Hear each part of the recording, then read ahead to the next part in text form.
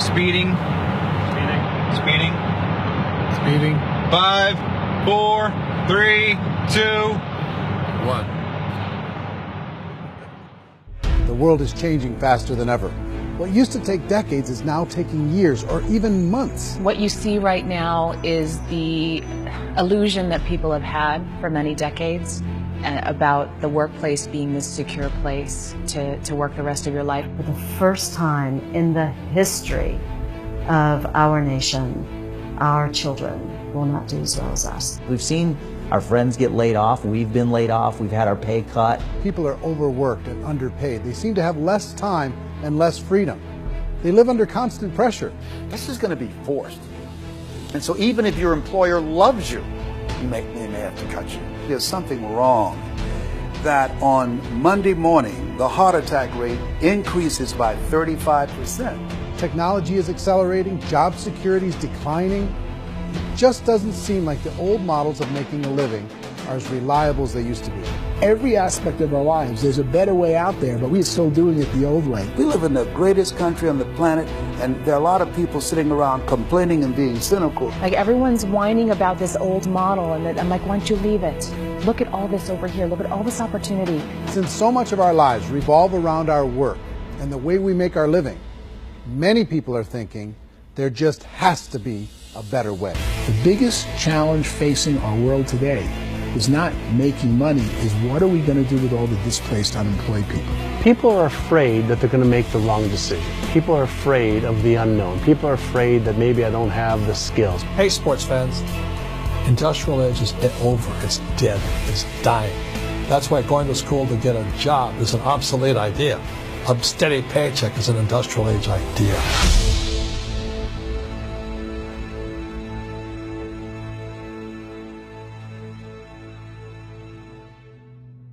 It's the search for answers that has brought us here together today. My name is Eric Worre, and for almost 30 years I've been an entrepreneur, struggling at times, but ultimately succeeding. As a best-selling author, speaker, and business owner, I've spent my entire career helping millions of people around the world to become entrepreneurs. And I believe strongly that there is, in fact, a better way when it comes to how we make a living. The career landscape has changed dramatically, and many are still working in a model that is completely out of date.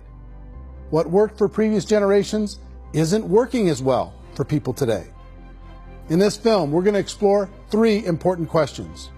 First, what's really going on in our working world today? Second, in this new economy, is it better to become an entrepreneur, or is it safer to work for someone else? And third, if a person decides to become an entrepreneur and start their own business, how can they do it without taking on massive risk? To help in this journey, I've brought together some of the greatest experts and thought leaders in the field of entrepreneurship to share the real facts with you. My intention is to give you new information that will allow you to make choices that are not limited by an old, outdated model. Let's start by understanding what's going on in our working world today.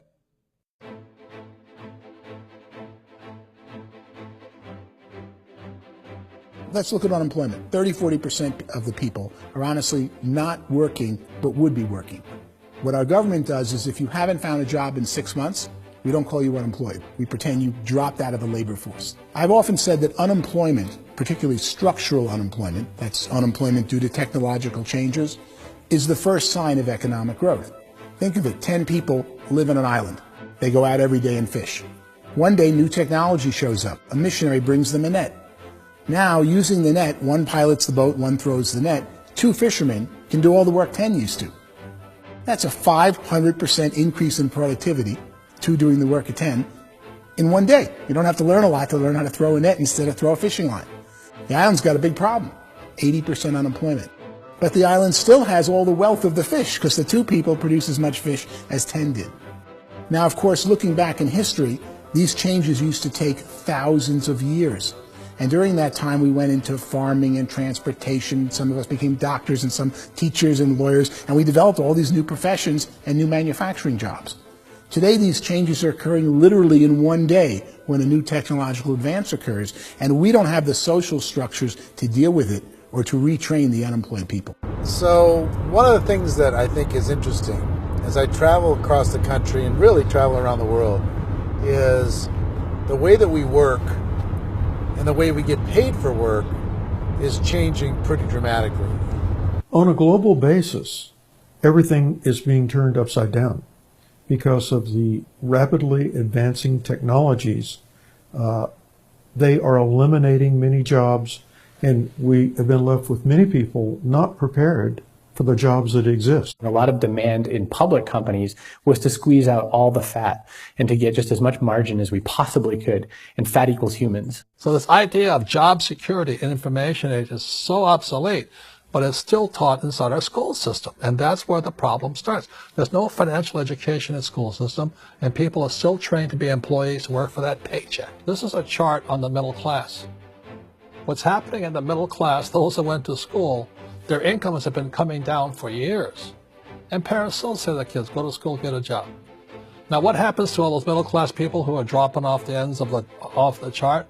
Well, they become what's called working poor. And this is what happens to working poor. But they say poverty is ending. Well, poverty may be ending, but working poverty is going up. And this is food stamp usage.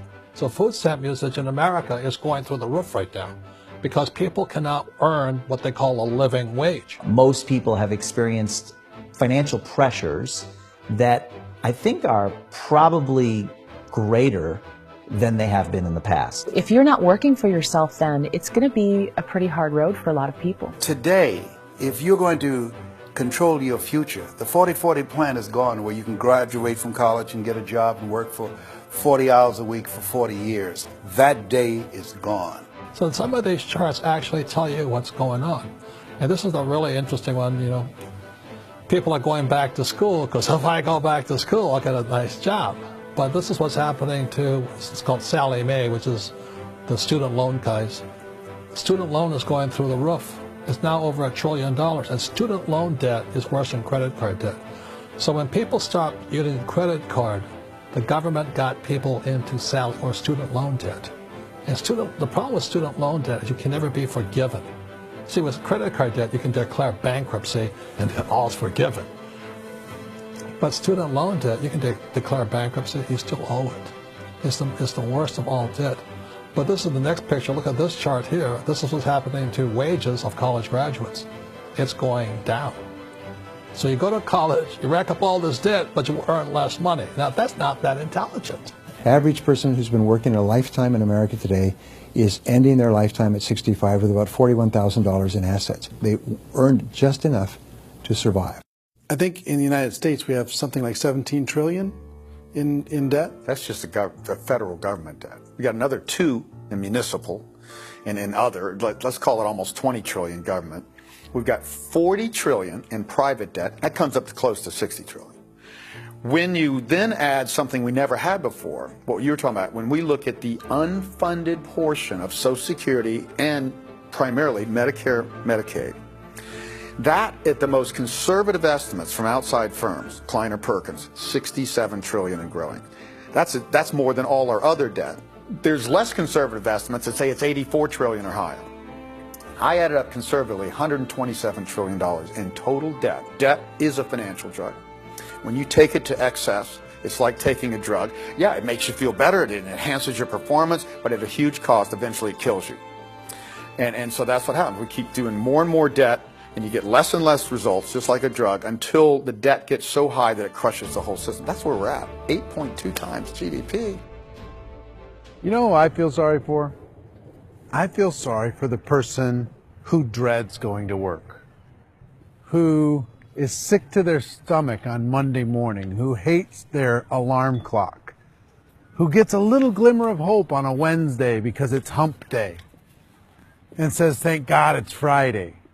And they live for those 2 days a week where they get to be themselves and they don't have to be around people they don't like, and they don't have to play the political game in the office, and they don't have to live this half life. The person that works 50 weeks a year just to be able to have the 2 weeks for vacation. And you know what happens to most of them nowadays? They don't have a vacation. They have a staycation. They have time off of work, but they don't get to go where they want to go because they're overextended. They've got all this debt. They got all this situation. They hate their alarm clock. They can't sleep until they're done. They have to spend most of their life in traffic. I feel sorry for that group of people because there's a better way. They just don't know it. I see this really interesting attempt at rugged individuality in a 6x8 rectangle. And I feel like you're all the same, except for the little push pins of the pictures. There's different pictures. Yours is named Jenny and his is named Sujara, but it's the same people. And this is how they are, and they're just like the zombies, and there's no joy in there, there's no fun. There's always like the wacky woman who decorates her cubicle, and that's the most she can do there. You got to give her credits, right? The wacky cubicle woman. The basis for their life is worry. I'm worried, you know, maybe I'll get fired. I'm worried maybe my company will go out of business. I'm worried I can't keep spinning the plates on paying the bills. I'm worried about how do I send my kids to college. I'm worried, what if the transmission of my car breaks? That's, you know, 2 or 3, I can't fix it. People live in a sea of worry, and it eats at them. Those signs that people held up during the Depression didn't say looking for gainful employment in a cubicle.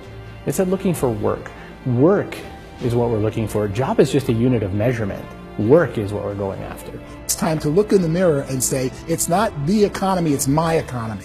It's my little world of where I am. I need to improve. I'm not going to wait for the economy to come back because, frankly, the economy is doing great in this country. So I'm here on Wall Street, the financial center of the universe, the financial capital of the world. This is where most people's money goes to at least be held for a time, right?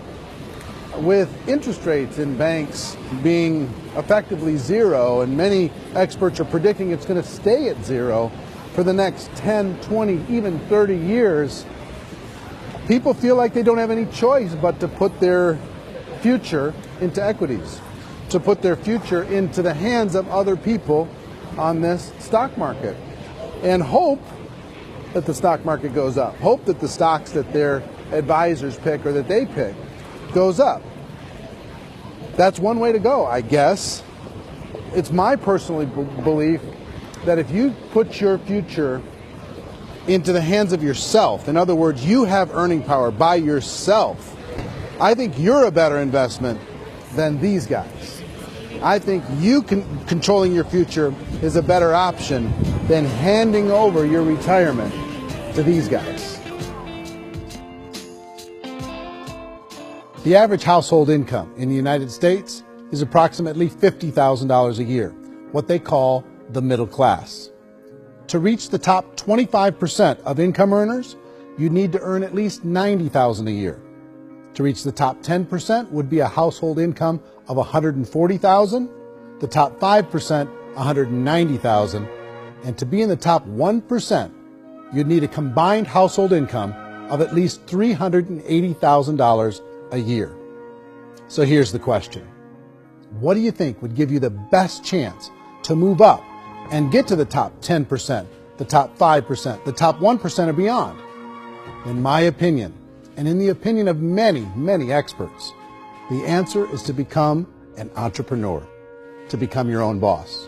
I think you have to be a business owner. I can't, the only time I ever say to someone it'd be great to be an employee is when they've already told me they've surrendered. I only tell people who are wounded spiritually that they should be an employee. And it's that feeling that you get when you pick up the backpack off the little Cub Scout and say, "Don't worry, little guy, we'll get you back to the camp."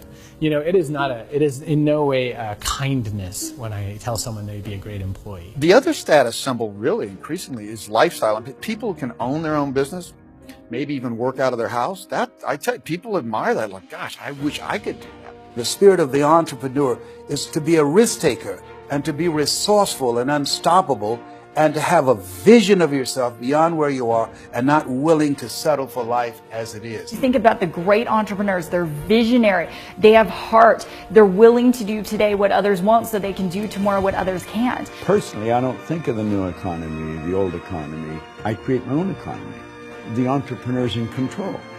I decide what the economy is going to be like. In the world of entrepreneurship, there are no limits. You can make as much as you want, depending on how much you want to work and how smart you are and how great a team you put together. There's no more lifetime rewarding business than being an entrepreneur. Why in America, where anyone could be anything, would people want to give up their freedom and become effectively a modern-day slave, told shut up and be here every morning at 7:30, leave at 5:30, and do what I tell you? If people decide to become an entrepreneur and work for themselves, they have some traditional options, but they're riskier than you might think. Any kind of a retail business, retail build-outs, is extremely expensive. Even just these small little yogurt stores where they're putting little yogurt machines and you get all the different flavors, you're spending $200,000, $300,000, $400,000 to open a yogurt shop. I would love to buy a Dunkin' Donuts, but it's $500,000 or so to start. I don't quite have that just-in-case money. Risk you can lose it all, and most guys do 2 or 3 times, and even big guys like Branson, because I'm such a fan of his, half his companies don't work. If you make $1 million, your problems are going to go. If you make $1 billion, your problems are really going to go. Just the opposite. You and I know when you're making $1 million, you get $1 million responsibilities. You make $1 billion, you got 1,000 times $1 million responsibilities. And most people say, I'd love to be my own boss. 70% of Americans would love to be their own boss, according to recent polls. But they don't know how to get there. Because what are you going to do? One, you could buy an existing business. If somebody's selling an existing business, you have to ask why. Usually because it's probably hard. It's probably not making as much money as they hope. 2, they could buy a franchise. A little less risk, proven system, but it's expensive to be able to do that. 3, they could start something from scratch. And that's where a lot of people feel like, I don't have the chops to do it. I don't have the money. I don't have the product idea. I don't have the expertise. I don't have whatever it's going to take to be able to get there, and I can't risk my family to do it. So 4th, they could become an investor. A lot of people in this town invest to try and figure out a way, but you got to be pretty smart with that game too, right? Venture capitalists, who are the very best and most sophisticated in investing in new breakthrough businesses, make it on 1 out of 11. That means 10 out of 11 are mediocre or fail. Most of them fail. That's the risk there. An angel investor is lucky to get 1 out of 15 or 20. A business is a team sport. Like, I have to have accountants, I have to have engineers, I have to have system designers, I have to have sales, marketing, I have to have accounting, I have to have mission statements, I have to have legal and all that. The average Joe Schmo, even me, I go out there, I don't have the skills to put a business together. I think the bottom line for the 4 traditional options is they take money, sometimes a lot of it. They take expertise, and they take time. All of that adds up to just too much risk for most people. I bought a business from somebody else, and it was a lot of work. And you start wondering, what did I just buy? Because I guess ultimately I own your email list, and I just overpaid for it. People that start their own business, they spend a lot of money, they spend a lot of time, a lot of effort to get things started. And the more you invest on the upfront, the harder you typically work at it. I can tell you what the success rate is of a restaurant. What is it? They're crazy enough. About 90% of them fail. About 90%. In how quickly? Year less. Wow. And if we're talking non-franchise, we're talking franchise, Sure. That's totally different. Yeah. But our students aren't getting franchise restaurants.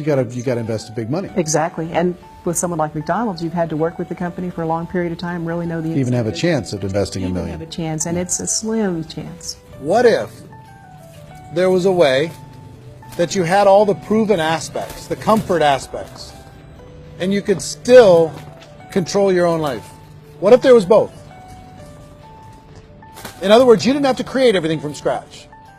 You didn't have to be a super leader. All you had to do, what if there was a proven product already? You didn't have to create the product. And there's a proven system already, proven training already. Everything except an employer. That was the only thing that you didn't have. Do you think more people would be open to working for themselves in that environment?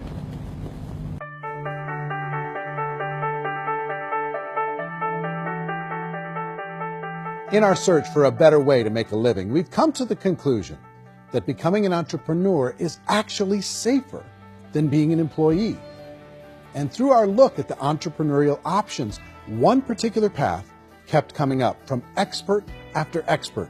And I think most people will find it surprising because it's certainly a non-traditional business model.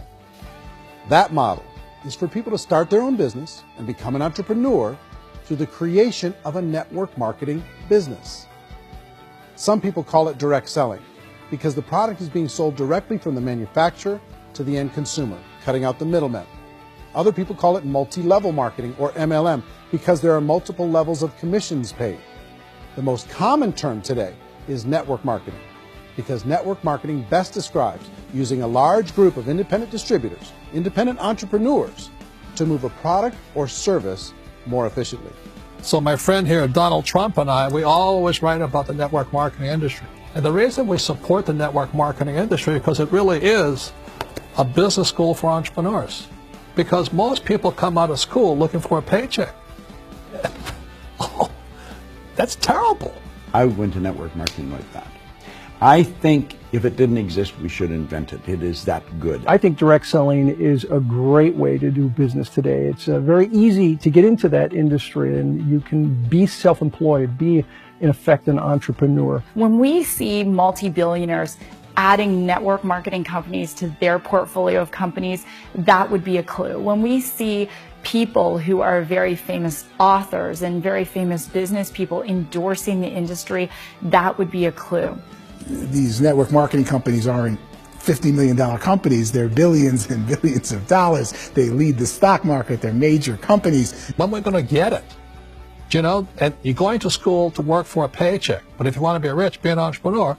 And network marketing gives you the spirit to be an entrepreneur. A traditional company will spend up to 50% of their total revenue on marketing. Network marketing companies use a different approach. Instead of having all that extensive marketing expense, they utilize a network of independent distributors to do the marketing for them. Now, why do they do this? First, because word-of-mouth advertising is so much more effective today than traditional media advertising. Second, some products need to be explained or demonstrated, and an independent salesperson can do that more effectively than an ad campaign. Third, it's completely efficient. The company only pays for the marketing of their product if a sale happens and not before. Imagine if Amazon allowed you to become an independent distributor and paid out 40% of its revenue to that distributor group. All you had to do as a distributor was recommend a product, and if a person bought it on Amazon, Amazon would take care of all the logistics, and you'd get paid for bringing the customer. Now imagine you got paid for every purchase that customer made for the rest of their lives. Well, Amazon doesn't offer this option, but network marketing companies do. 85% of all buying decisions in our society are made as a result of word of mouth or reputation. We're recommending things to each other all the time. You know, who's your dentist? Who's your doctor? Who's your lawyer? What detergent, are you using? What legal system are you using? What product are you using? We're talking to each other about the things that we love anyway. When you go into a big box retailer, you're lucky if the clerk looks you in the eye, much less gives you any detailed or accurate information about what you're purchasing. So of course, this personal information, this education coming from a friend, a neighbor, a relative, or even a stranger, but one who has experience with the product is extraordinarily valuable. As a matter of fact, network marketing can educate consumers probably better than any other form of marketing. It certainly can do better than advertising, because advertising usually has a certain hype to it and you can only get limited information. So, network marketing trumps advertising. If you were a typical sales company and you wanted to sell $1 million a month worth of product, you might go find 100 superstar salespeople. The quota would be $10,000 a month. So network marketing as a distribution system just flips the numbers. So we use 10,000 happy, raving fans of a particular product, and we don't concern ourselves so much with how much product each one of them individually sells. If they sell just $100 or $200 a month, and there's 10,000 of them, you're selling $1 million to $2 million a month worth of product. And that's the best way I can explain how network marketing works. This is the marketing arm of the company. There's not money being wasted on bricks and mortar. There's not money being wasted on inventory that's sitting stagnant somewhere. There's not of employees standing around that don't have customers. These are people that are going to connect with customers. These companies allow people to become independent distributors for extremely low cost and with no minimum time or sales quota. Essentially, they own their own business and can provide as much or as little sales as they choose. In other words, the distributor gets all the benefits of traditional business ownership without the risk. The advantage of network marketing is the ease of entry, the low risk, and the low startup cost, because almost everything else has very high risk. You can get in for a minimal investment. You're buying into a system that's already been proven, products or services that have been proven to work. The keys to network marketing is providing an opportunity for the masses to get involved, providing an opportunity for the average person who doesn't have the resources to start their own business. All of this so far is fairly straightforward, but network marketing offers another benefit, and it's this benefit that makes it so interesting for entrepreneurs. Network marketing allows a distributor to build their own network of other distributors and then compensates them on the sales created by that entire group. Direct selling is, at its base, very simple. It's the sale of a product or service to an individual on a face-to-face, one-on-one basis, just the way we're talking right now. But there's an important element as well, and that's the offering in conjunction with that sale of product, the offering of an opportunity for someone to make something of themselves. No matter what your social status is, no matter what language that you speak, I mean, look how many unbelievable people are becoming successful to speak every kind of language out there. What an awesome gift to give the world. Instead of having to work your way up in a system and prove that you could be a sales manager, they just decided everybody can be a sales manager. Everybody gets to build a sales team from day one. And so what that brought into the system of growth as a direct selling company is the concept of compounding or geometric progression. Because now you can actually grow sales force very quickly because everybody is enrolling people in their own sales force. People who are like, oh, this is weird, I'm building a sales team. And what do you think you do at a regular company? How do you think a regular company works? Network marketing is the only industry that doesn't say your past determines your future. It looks at your past and says, okay, now what can we train you to do so you can have a great future? Every other employer out there wants to exploit you for what you already know, not teach you something new. Network marketing has the potential to save the United States and the world, because it's going to teach people not to be employees, but to be entrepreneurs.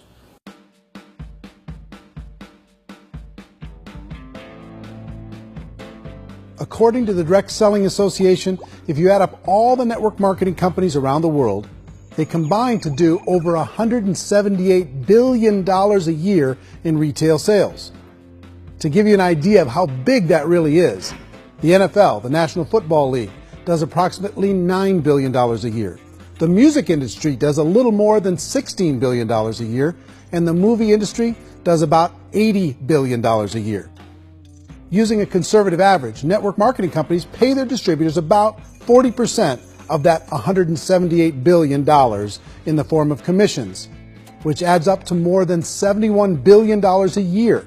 That's almost $6 billion a month. It's almost $200 million in commissions every single day. So it's certainly working, and people are making serious money in network marketing.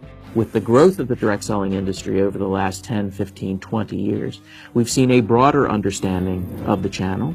We have seen more and more people getting involved in the business, so our penetration in the marketplace has increased, and thus the understanding in the marketplace of who we are has increased. And we've seen non-direct selling companies look at the direct selling model and say, something's going on there. People are making money. Companies are being profitable, individuals are being motivated, product is being delivered to market. Maybe we should explore this. Some people think only the people at the top make money. Well, let's take a look at that as well. In the network marketing profession, there are roughly 500 people in the world who earn over $1 million a year. If you round that number up to $2 million a year, that adds up to about $1 billion a year. That takes the $71 billion paid out each year down to $70 billion. So where does the rest of the money go? The vast majority goes to part-time people making anywhere from a few $100s a month to many thousands of dollars a month. It goes to people who choose to make it a full-time career move and earning even more than that. Every day, people are using the money they earn through network marketing to pay off debt, have more fun, and improve the quality of their lives. Everyone I know in network marketing has been doing that since the 50s. They go to work when they want to go to work. They stop working when they want to take time with their children to have a leisurely breakfast and discuss issues and drive them to school. They go back to work when they get home, wherever they're working out of. The biggest thing that I've seen is people that have become much happier in their life. MLM has probably made more millionaires of more people in more countries, and I've spoken to them in 67 countries, than any other single form of business, starting from nothing. If they have a choice between working a job for the next 10 years or working a network marketing business for the next 10 years, the result of working the network marketing business will be better. A lot of people within the industry go on and make this a career and do extremely well at it. Network marketing has been nothing but good for everyone I know that's been involved with it because they did it seriously and they played full out and they've been very successful. It's been a constant barrage of success stories and people showing off stuff that they got as a result of it. How many people are involved? Approximately 16 million Americans and 96 million people around the world are currently participating in network marketing. And in a recent poll, 82% of those people report a good, very good, or excellent experience with network marketing. So people are happy.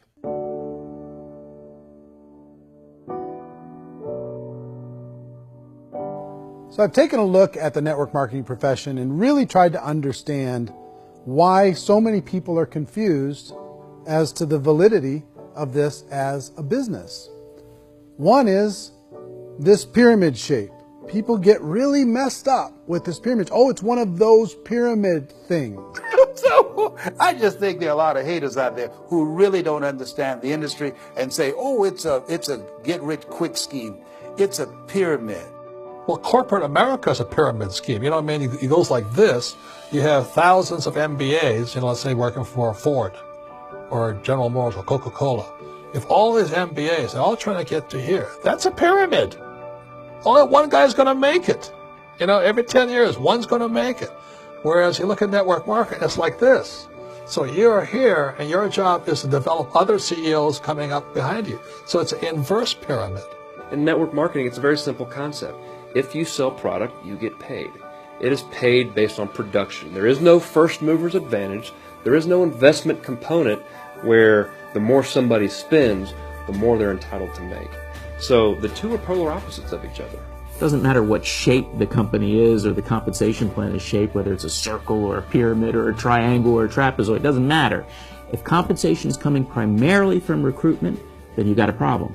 On the other hand, if an operation is basing their compensation to participants on the basis of sales, even when those sales are generated by people you've recruited, well, then you're a perfectly legitimate enterprise. That's the legal test, it's the practical test. Another issue that's been true in the past that is no longer true now is people used to be in network marketing loaded up with products that they couldn't sell and they ended up a loser. They ended up with a bunch of product in their garage, they ended up with a bunch of products sitting in their kitchen shelves or whatever, and they thought they could sell it and then they weren't willing to or able to sell it and they ended up with a bunch of stuff and they were bitter about it. There was this thing called front loading where you had to buy if you bought $25,000 worth of product, you got better commissions and all this.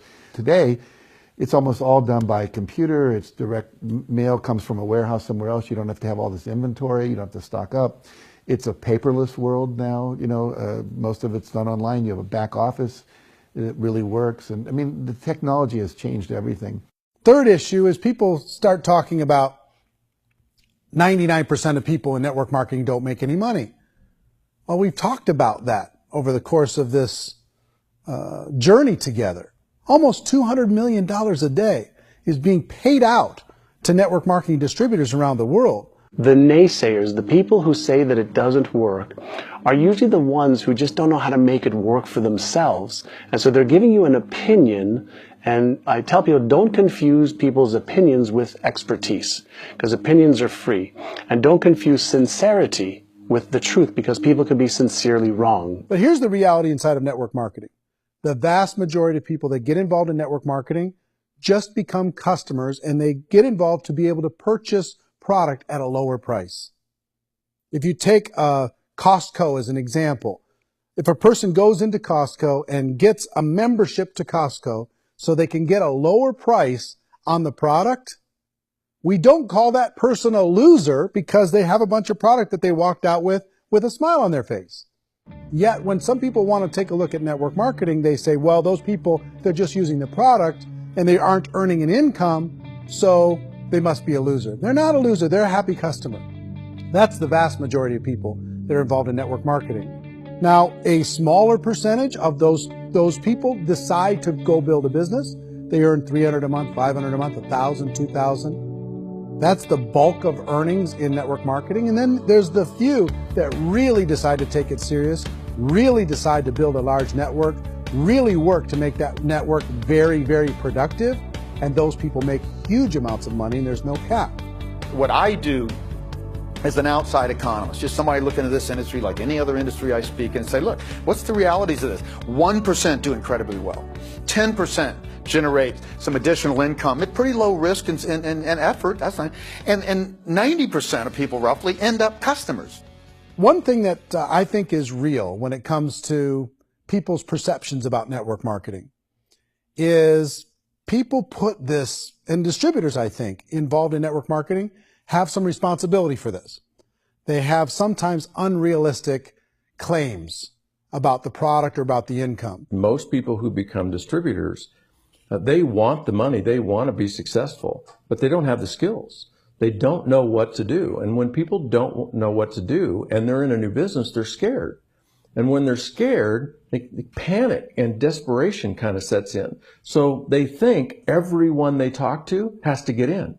So if I talk to you and you say, well, no, I don't have time to do that, they're like, no, I need you. You have to do this or I won't be successful. So I start clawing on you. I start that desperation. So then I start making claims about the product, which are not appropriate, probably not even true. Or I start saying, oh, let me show you how you can make all this money and you don't have to do anything, Eric.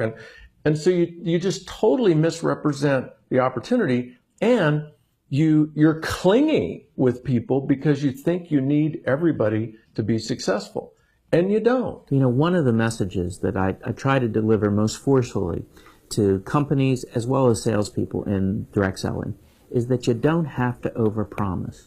The reality is in network marketing, there's a lot of hard work involved. There's a lot of effort. You're going to have to develop yourself. It's a business like anything else.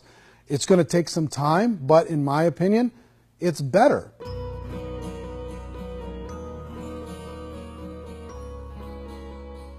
It's light years better for people starting today than it was even 5 years ago. I think it's more widely accepted now, and people understand it is a business. It is being an entrepreneur. It is being a business owner. Our belief system is based upon our evaluation of something, and frequently if we reevaluate a situation, our belief about that situation will change. The industry has changed and it's grown up. It's totally transformed. You've got young people today that have grown up with social media, and they understand networks. They understand how people are connected through technology, and they understand how money flows through those networks. So when they see network marketing, they don't see it the way their parents saw it. And we've all learned, the larger industry that you represent, has all learned from those mistakes and flaws and errors that have happened early on. Early algorithms didn't work the right way.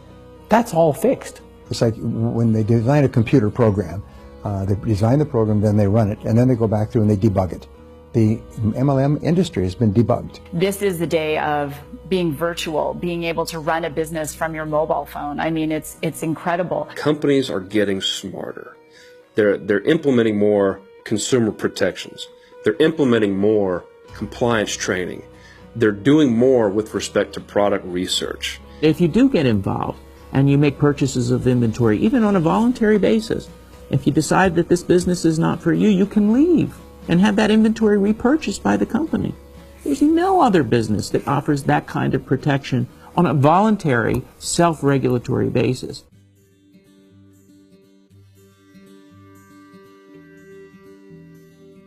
If you decide to look further into a network marketing business in order to generate more cash flow for your family, I would recommend reviewing the following 4 elements. First is the product or service. And on the product or service, I would ask 5 important questions. 1, do you like it? Is it something you would feel comfortable sharing with others? 2, is there a recognized need in the marketplace? It's hard to create a need if one isn't naturally there. 3rd, does the product meet that need? Does it solve a legitimate problem for consumers? And 4th, is it priced to sell? Can it compete in the marketplace? And 5th, is it priced for profit? Is there enough margin for the company and the distributor to be able to generate income for the long term? If you can answer the questions on the product to your satisfaction, the next element to consider is the company itself. Is it well run? Do you believe in the founders or the management team? Do you feel they have what it takes to go all the way? See, it doesn't matter how good the product is if the management can't take care of the company. Good management can change with the times. They can handle adversity. They can make good decisions. Make sure you choose a company that can serve you for a long time. The third element to consider is the compensation plan. And with that, there are 3 important things to look at. First, a brand new person needs to be able to generate some money fairly quickly. It may be an obvious reason, but you can probably imagine the ripple effect of a distributor getting involved and having even a small victory fast. That can only help with the overall success of the organization. Second, a person should be able to develop a moderate part-time income in a reasonable period of time. As they develop their network and as their sales grow, they should be able to enjoy more benefits. And third, for the people who are really serious, for those who decide to really go pro in the network marketing profession, there should be the possibility to make a serious full-time income if they work hard and are committed to developing their skills. If you're comfortable with the product, the company, and the compensation plan, the last thing you should look at is the support that will be made available to you. Does the company have a website? Does it have a solid online reporting tool? Do they have comprehensive training available? Do they host events to help you build your business? If you decide to do this, what kind of a support system can you plug into? Choosing a network marketing company is a personal decision. But evaluating the 4 elements of product, company, compensation plan, and support is a great place to start. Is the company promising that you're going to get rich quick or that you can make a lot of money without a lot of effort? That's a red flag. Is there a product that you really believe in that you think can be sold? Or are you being told by salespeople or the person who's trying to recruit you or by the company itself that don't worry about the product, all you have to do is recruit other people into the business? Red flag, warning sign. If you're hearing that, take a second or even a third look. Get to know the customers, the products, the business, have some success, and see where the opportunities might take you to move up in the organization. You want to find out how concerned are they about my education, my training, and my development? Is there a space for me to grow? Most important question. Learn everything that you can about the product. Make sure it's something that you believe in, and learn everything you can about the industry and work that system. You have to be very passionate about whatever that company is doing. I would get involved. You can always test drive anything, you know, the product, the service, the community, and then lean into it a bit. If it feels good, then lean into it a lot. Behind me is the Lincoln Memorial. And this is a place where Martin Luther King Jr. had his famous "I Have a Dream" speech. And at that speech, he talked about his dream for equality for everyone around the world, and that's a noble dream. But I think more people need to remember what it was like when they were kids and the dream was still alive in them. Before it got beaten out of them by reality, by this paycheck, by these responsibilities, and by having to live for this job to pay the bills. I think people need to remember that, go back to that. Once they know that there's a better way, I think their future is going to be much brighter. They can live a better life.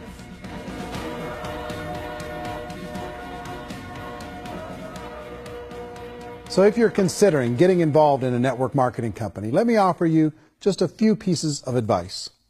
First, network marketing isn't perfect. It's emotional, it's challenging.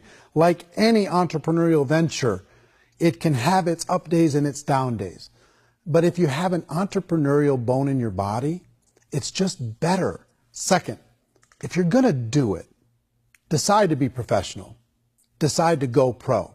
It's better to do that than just be this amateur sticking your toe in the water. Third, as any professional, you're going to have to learn some new skills. And I promise you, inside of the network marketing profession, they're not too difficult to learn. Fourth, like anything worthwhile, it's going to take some time. Don't expect that you're going to get to the finish line right out of the gate. And fifth, it's worth it. It's worth it to be able to take charge of your life again. It's worth it to be able to control your own financial situation. It's worth it for the people you're going to be able to spend time with. It's worth it for the things you're going to be able to see and the experiences you're going to be able to experience.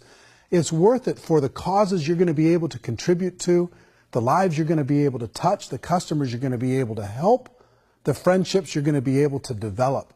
I promise you, it's worth it. Remember, most people are searching for answers just like you are. But I do have to tell you the catch to network marketing. If there is a catch, if you want to understand this from an emotional point of view, people say, well, it sounds too good to be true. It's not. It's hard work. But here's the catch. Most people still don't understand it. So you're going to have to endure the loss of social esteem from ignorant people. The uneducated will think less of you. Now, if you can handle that, you're on your way. If that's going to destroy you, you know what? Entrepreneurship in general probably isn't in your future. If you can face that catch, you can become unstoppable. I want everyone to really contemplate this if they're not in network marketing. You're in a job, you probably have a mortgage, you have rent, you have debt, whatever's going on. You're in a prison. You work just hard enough to keep them from firing you, and they pay you just enough to keep you from quitting. Come on! I've been there, done that, and bought that t-shirt. In network marketing, if you run into failure, it's really just a homework lesson for yourself. There's no one to blame. You really have no excuse not to be successful. You just don't. People don't want to hear that, but there's so much available to you. If you want to be a good network marketer, be a student to the people above you, be a fellow traveler to the people on the same level, and be a teacher to those below, and know when it's appropriate to do which. People who are not afraid of asking people to buy things, or not afraid of persuading people with a chance they may say no, these people own the future. Nothing happens until something moves. So you got to go move, you got to go do something, or nothing's going to change in your life. In the beginning, you're going to do a lot of things that you don't get paid for. But as you go down the road, you get paid for a lot of things that you don't do. And your job is rehabilitate the spirit, the entrepreneur spirit in all of us. You know, give it back. Either give it a strong yes or a strong no, but no wishy-washy, dilly-dally stuff in the middle. There's dreams and there are nightmares, but I believe that the biggest nightmare of all is when you don't pursue your dream. You're going to see some monumental growth in this profession. It's an exciting, exciting time to be involved with the network marketing profession. The next 10 years, I see just exponential growth. When that tipping point comes, it's not a matter of asking somebody, have you ever heard about network marketing? You're really asking them, which company are you building your wealth in? We are here to fix the world, to improve relationships with other people, to improve other lives. And the real reward comes as an entrepreneur at any level from teaching somebody something and watching them soar. There is no greater reward.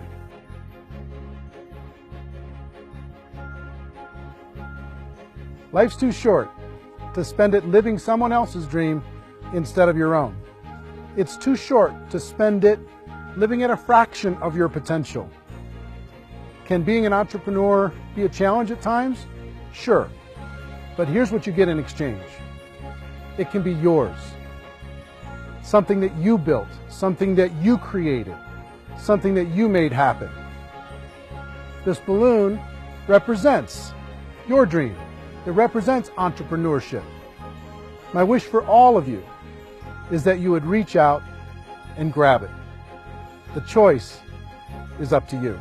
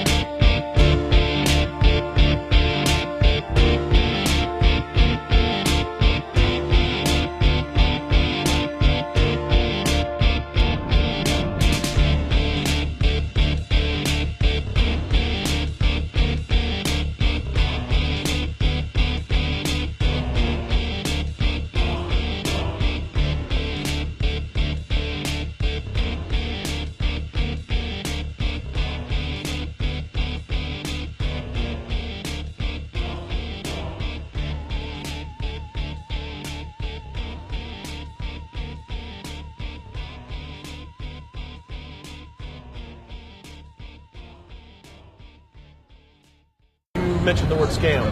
Why did you mention the word scam? The only reason it is a scam is because...